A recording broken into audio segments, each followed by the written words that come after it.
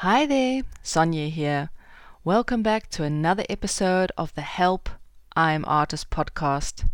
This podcast is there to help artists like you get more clear and confident about your art. As artists, so much of what we do comes from within us. How we feel and what we think will literally determine our steps and our choices. And that's why I focus so much on the mindset behind good art. In order to succeed, we need to get clear about these three things: who you are as an artist, what you want to say and how you're going to say it through your art, and where can you connect with your potential art audience and start to turn followers into fans. But how do you do this? Does the idea of stepping out of your workplace or your studio overwhelm you and you just don't know where to start? Then I've made a special resource for you to download. The Artist Success Guide is a 7-step framework with tips and tasks to help you get more clear about who you are as an artist and how you can start to communicate it with more confidence. You can access the Artist Success Guide at www.soniasmulhere.com/Artist Success Guide. One of the ways of becoming more intentional and successful in selling and promoting your art is by becoming specific about your art. You need to make choices, choosing to become really clear and consistent in your artistic style. In my previous podcast, episode 16, we looked at the process of developing your own style. You can take a listen. This will really help you with tips and tasks to start to develop your style. Number 2, you need to choose a specific theme or subject or use a distinct technique in order to reach a specific art audience. We can also call it working in a niche. Now, I know many artists resist working in a niche, and the idea of specializing sends many artists heading for the hills. You may feel that by choosing a niche or a specific genre or subject will limit your creativity, and I totally understand. How wonderful is it to be able to experiment and exciting to try new things and to push your limits. This is part of being an artist and the power of being a creative. So does it pay to specialize? Imagine you have 7 footballs. 7 footballs that you can kick one at a time. Or you could choose to kick one of those balls 7 times. Which ball do you think will go further? This is food for thought. If you can hit that ball 7 times, you'll reach the goal far more quickly. This is the same with your art. If you get really specific and clear and keep going in a specific genre or a specific style, you'll be able to catapult your art forward and reach your goals with more intent. Of course, there's nothing wrong with making your art, experimenting and trying a new style and enjoying your art. If you want to continue doing this, then that's fine. It's already such a joy that you know that you are an artist and that you have found the ability to express yourself. This is such a gift, and many will be touched by what you make. But if you want to reach your art audience and actually start to sell a body of work and generate an income that's consistent, then specializing is a key. There are millions of artists and designers and photographers in business today, and it's much easier to find the right client if you advertise and market your work more clearly. So instead of saying, I create paintings, how about saying, I create oil paintings of colorful wild flowers? Or even better, I create large-scale oil paintings of wildflower bouquets made in Cape Town, speaking about the beauty and the importance of preserving our environment.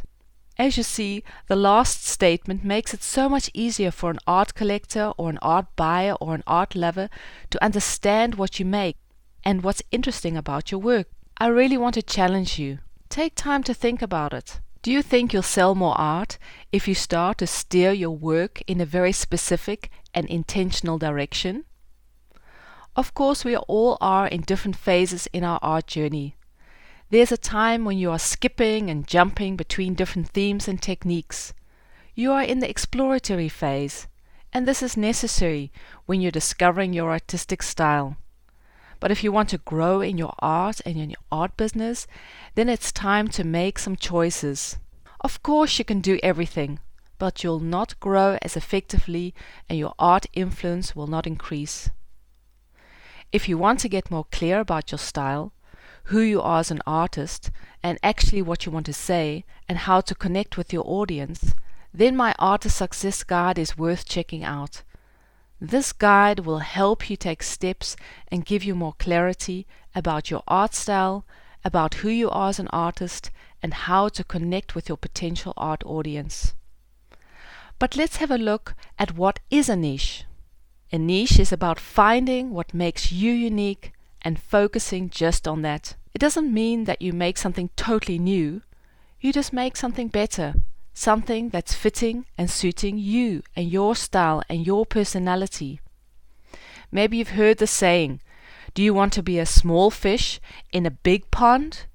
Or do you want to be a big fish in a small pond? Well, I know what I would choose. Now, what are the advantages of working in a niche? Working in a niche brings clarity, and the clearer you are and the more focus you have, you will draw the right attention. You will truly become a master in a certain style, area, or genre, and this is far easier to communicate. Your marketing becomes more easier. You know what words you need to communicate on your website, on your social media platforms. You can be more clear about your message. It'll be more concise and it'll be more coherent. So your marketing becomes far easier when you get clear about what you do and what you're making.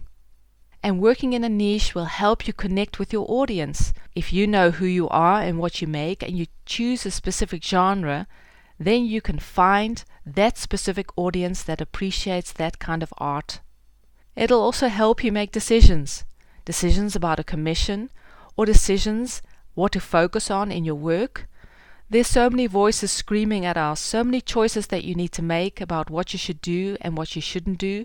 And when you've chosen a niche, it's very clear what your focus and your intent is. It'll help you against that overwhelm and help you stay on the path.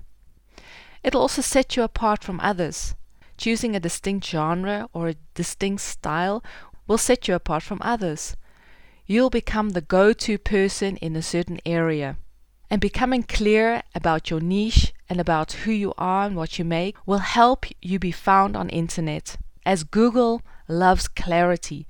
And the more clear you are and the more concise your messaging is, the best the algorithms will understand what you do and be able to categorize your work, and you'll be more easily found on internet. But how do you determine your niche? Finding and developing your niche takes time. It could be that you're drawn towards a certain genre, or people comment about a certain style that you've been working on, and these are signals that you can't ignore. It's good to pay attention what attracts and draws your art audience. And once you know who you are and what you love to do and why you do it, it's good to research your art audience. Is there a market for that style? Are people willing to pay and purchase that kind of style? These are important questions to ask. What do you really enjoy doing as an artist? What gives you energy? What keeps you up at night? And what gives you a sense of fulfillment? A big part in being successful as a creative is producing work that touches people, that provokes emotion. And while it's not always the case that you'll be passionate about every piece of art that you're producing, overall it's important to be passionate about what you do. If you are a wedding photographer, but you aren't passionate about helping couples on this very special day, then I won't suggest you go into that genre. It'll be hard to gain real success as a portrait artist, even if you're skilled and you've learned portrait painting, if you don't enjoy working with clients, or doing sittings, or working in a studio, or working on faces, or portrait painting. You should choose a niche that you're passionate about. Let's look at different kind of niches. These are 5 specific niches that you could specialize in, just to give you some idea and inspiration. The first P is passion. What are you passionate about? What keeps you up at night? What kind of lifestyle do you live and that you want to share with others? This makes me think of photographer Dougal Patterson. It's a photographer I worked with many years ago when I was in the television business. And Dougal loves surfing. Everywhere he goes, he takes photos of surfers, and I just love his Instagram account. Dougal has used his surfing and combined it with his photography, and he has clients all over the world. Dougal won't find his clients in the middle of the desert somewhere. He has to, if he wants to sell his work, connect with the surfing community, or find manufacturers of surfing suits or surfboards, or find the culture that's behind that passion. That's where he'll connect with his art audience, not sitting in some kind of museum or some kind of location inland where there's no water and there's no surfing. There's a whole community around surfing. That's his passion, and he's connected his passion with his art and therefore connected with his audience. The second P is the palette that you use. What technique do you use to communicate what you do? This makes me think of Mitzi Renoy. As a child, she was fascinated by how Rembrandt used his paint. She would go to the Rijksmuseum and look at the portraits that Rembrandt painted. And when you stepped close, she was intrigued that all the paints were blotches and splodges, but by taking a few steps back, these splodges and blotches would merge into a beautiful, realistic, convincing painting. This is something that she's incorporated in her own work and that motivates her to use the style that she's chosen. In a future podcast, I will be interviewing Mitzi about her work and her chosen genre and technique. Her palette makes her work distinct, and it helps her stand out against all the other artists. The third P is purpose. What is your message? What do you want people to hear? I recently visited an exhibition in the north of the Netherlands. There I saw huge paintings hanging from the ceiling. They must have been 3 meters high, and very impressive and touching paintings of dementing elderly people. And I did some research about the artist, and it turned out that his mother was dementing and living in a home. And on visiting her, he was so shocked about the neglect and the loneliness that Alzheimer patients experienced, and he decided to use his art to give these patients a voice and make them visible. Or take Ai Weiwei, for example, who used his life jacket art to draw attention to the refugee crisis that hit Europe. He would take the neglected life jackets that had come ashore on the shores of Europe and made impressive art installations with them, drawing attention to what effect the refugee crisis had in Europe. The fourth P, places. Maybe a specific geographic location determines your art. Rachel Tennerlach is a local artist in Boise, Idaho. Last year I had the privilege of meeting her and visiting her studio. She paints beautiful vistas of the Treasure Valley, which is in the Boise, Idaho area. This has become her focus. She is known for this genre, and art buyers who want to purchase something from this area know that she's the go-to person. She has used her geographic location to make a niche for herself. The fifth and final P in my list is catering to a specific audience. The P for people. Maybe you live in an area where there are many tourists. They come and they go and they visit, and they want to take something with them that's unique and will remind them of their visit. Maybe you're an artist that can cater for them, making art that is easy for them to carry in their suitcases and to take home with them. These are specific audiences that you can cater to what their needs and to what their art desires are. I always love to do a search in the Facebook groups, for example. There are so many cool groups. Last I found a group that just love cultivating mushrooms.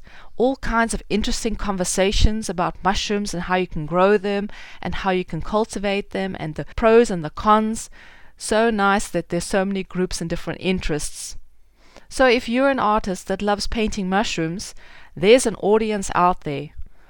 Or the Norwegian fjord horse art group. Intriguing how people love fjord horses. Now, I'm a horse lover myself, but there's groups out there of people that specifically love Norwegian fjord horses. and they love art. So if you're a fjord horse artist, there's an audience out there. You just need to connect with them. Or take Stephen Smith, for example.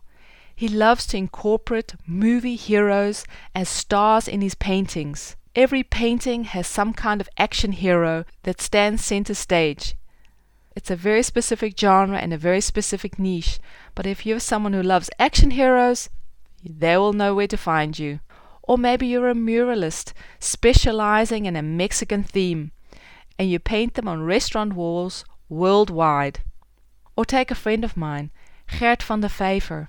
He's a sand artist, and he uses his sand painting experiences to communicate a message of hope and reconciliation. Gert is invited to stages around the world to share his beautiful art, and it has even given him a slot in a local television show. Or burn artist. Yes, there's something called a burn artist. Steven Spezek. I hope, Stephen, I haven't butchered your name, but he's a Canadian artist that uses fumage technique. Fumage technique is where you take a lighter and the fume that comes from the flame of the lighter actually leaves a mark on paper and on different materials. He's totally gone into that niche, and he's become the expert in fumage art, and this has even given him a collaboration with the designer lighter Zippo. He has become the Zippo lighter fumage artist expert, and I'll add a link to the podcast notes of a cool video of Stephen in action. It's mesmerizing to see. Once you've defined your niche, it becomes easier to focus your marketing and decide the best area to sell your art. It'll help you to communicate so much more clearly and find your art collector and start to sell it more effectively. Well, I hope this will help you. Just some food for thought. Think about what you can specialize in and how this will help you to sell your art and connect with your potential art buyers.